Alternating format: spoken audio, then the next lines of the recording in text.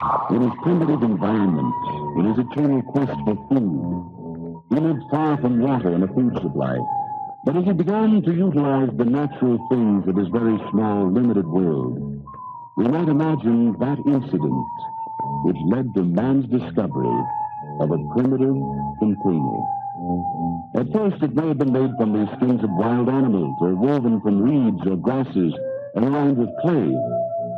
However it was made, a fired clay container eventually evolved. Man's use of clay is much older than recorded history. No one people or area discovered or invented the use of clay.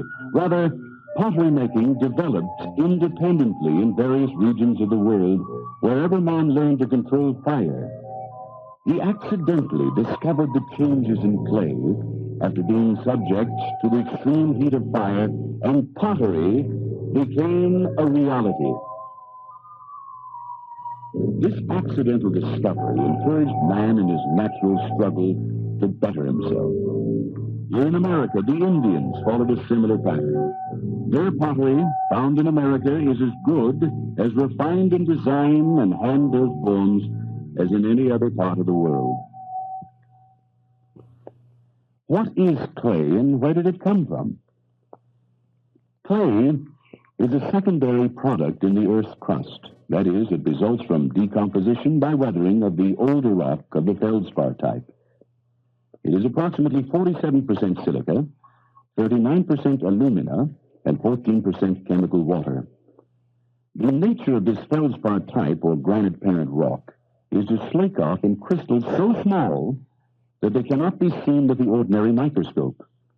It is these tiny plate-like particles that make up clay. 50,000 of them could be laid end to end within an inch. Each particle or flake is about 10 times as long as it is thick.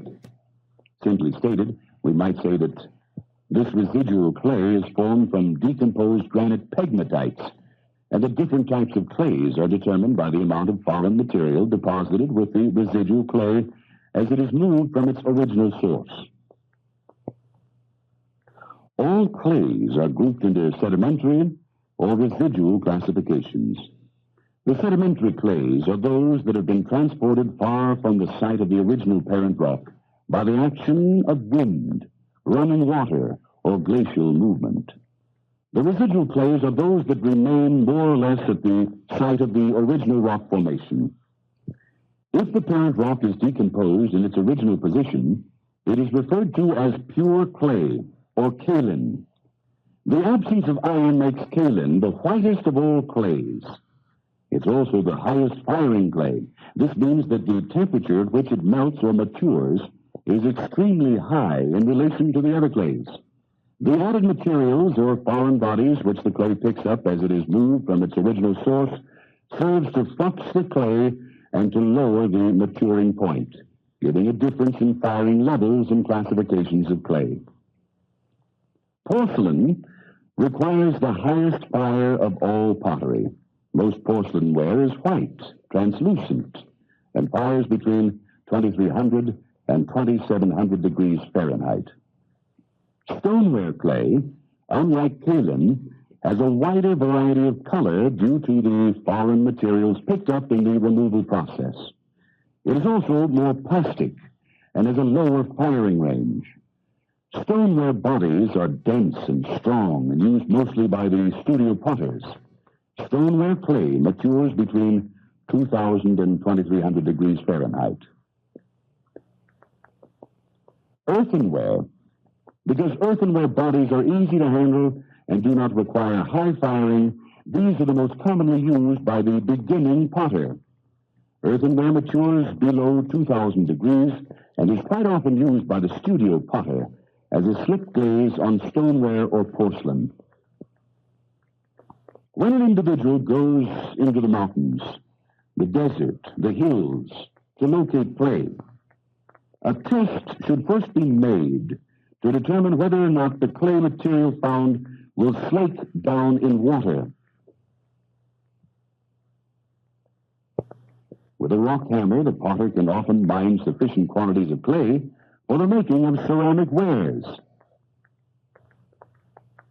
Many people today are accepting the challenge of mining, milling, and mixing their own clay. After the clay is broken down into small lumps and placed in a container with water, a mixing paddle to keep the liquid in motion will aid in breaking the clay down in a matter of minutes. The liquid clay is then screened through at least a 30-mesh screen onto plaster slabs for drying. After the clay has reached a state of workability, it is wedged and kneaded. Wedging means to work the clay into a mass of uniform consistency by cutting and pounding it into workable lumps for kneading. Kneading is a process of working the clay with the hands to remove all trapped air pockets. Kneading also increases the clay's consistency and plasticity. It's important that the clay be prepared properly. Poorly prepared clay can create some real problems for the potter. After the air is removed by wedging and kneading, the clay should be placed in a plastic bag and sealed to keep it moist.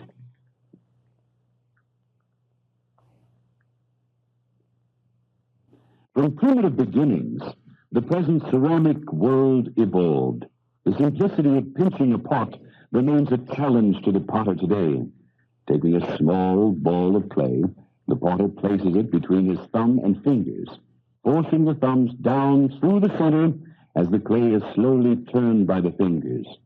After reaching the desired bottom thickness, the potter slowly turns his clay, pinching the walls and forcing the height and thickness desired to the finished product. In order to make larger objects, the potter may use his knee or some other round, flexible object to force the clay into its desired form. And the primitive potter may have discovered that by adding clay coils to his pinch pot, he developed a completely new technique, the second basic forming method known as coil building. After placing the coils together, the potter must go back and join them to ensure a seal, being very careful not to capture air pockets between the coils. The third method of forming clay is known as slab building. To form a slab pot, the artist rolls and flattens a plastic piece of clay to a desired thickness. A template cut from poster board or other flexible material can be used for tracing the desired shape onto the plastic clay. The template enables reproduction of many objects of the same design. After cutting the desired shapes and sizes, he places them together using slip clay to join the seams.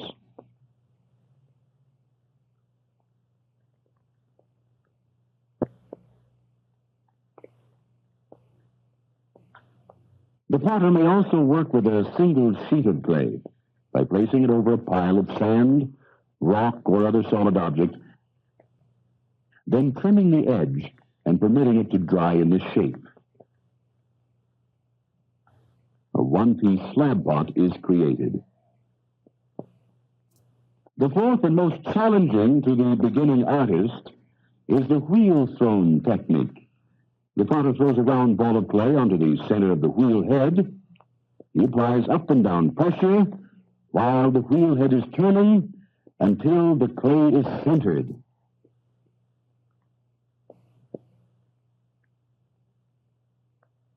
It is opened by placing the thumbs or fingers in the center and forcing them down into the clay to the desired bottom thickness.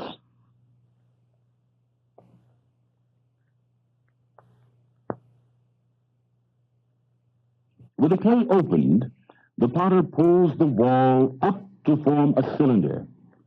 To pull the wall, he must place equal pressure inside and outside using both hands, touching the hands together when possible to support the fingers.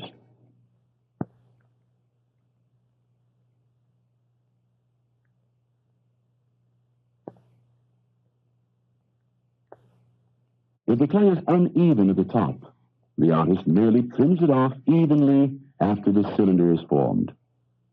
The clay can be thrown into any desired shape by applying pressure either on the inside or the outside wall.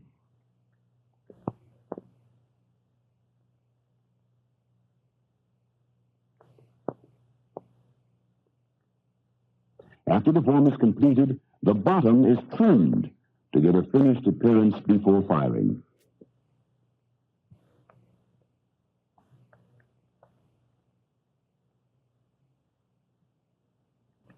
One of the great challenges to the potter is decorating and glazing his work to bring it to completion. There are many ways to decorate a work in clay. First is usually with the clay itself, adding or carving. It is quite common for the artist to create a design by carving a piece of wood or plaster and then pressing it into the clay while it is still plastic.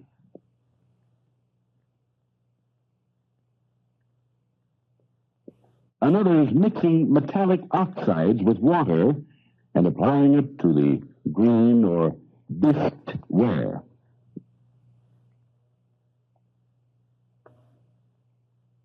Often a potter will add heavy grog or heavily textured materials to his clay to produce a coarse texture in his final work. Still another way is slip decoration.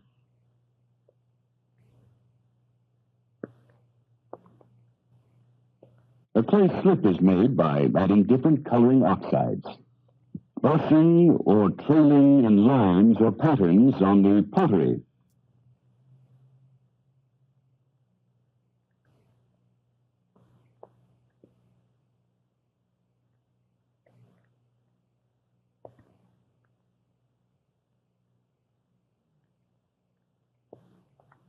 Graffito is also a very commonly used method of decorating a pot. Graffito designs are achieved by painting the piece of pottery with engobe, a prepared slip, then scratching through to the clay body beneath.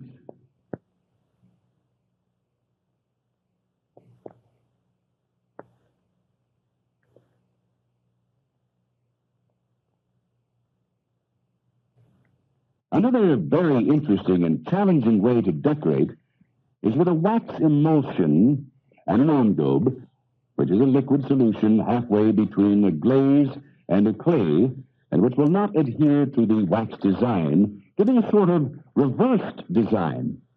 Different glazes can be combined by pouring or brushing and letting them melt or fuse together, creating different effects in color and pattern variations.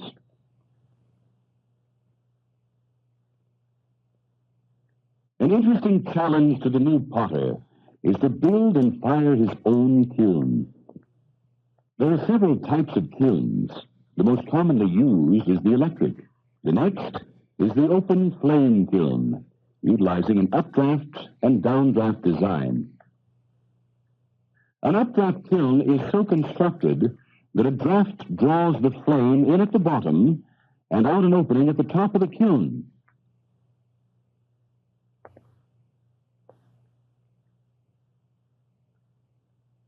In a downdraft kiln, the flame comes in at the bottom, is forced to the top, and then drawn back down to the kiln bottom and out a flue. There are many kiln designs involving these two basic updraft and downdraft styles. For firing, the pot must be dried thoroughly. Then the potter places it in a kiln and fires it to a temperature at which the clay particles fuse together and become one solid mass. Slow cooling follows. Clay normally goes through two firings. The first is called the bisque fire, where the ware is fired to a low temperature to release the chemical water and give it strength. This makes it easier to handle for glazing and possibly some decorating. After it's been fired the first time and then glazed, it is placed in the kiln for the glaze firing. This firing brings the pot to its maturing point. By this we mean that it is fired to the point just short of deformation. The kiln is turned off after this firing and allowed to cool very slowly. The beginning potter has his choice of clay types, methods of forming, decorations, and kilns for firing his ceramic ware. He accepts the complex challenges of preparation and has the satisfaction of creating works of art from the natural resources of the earth.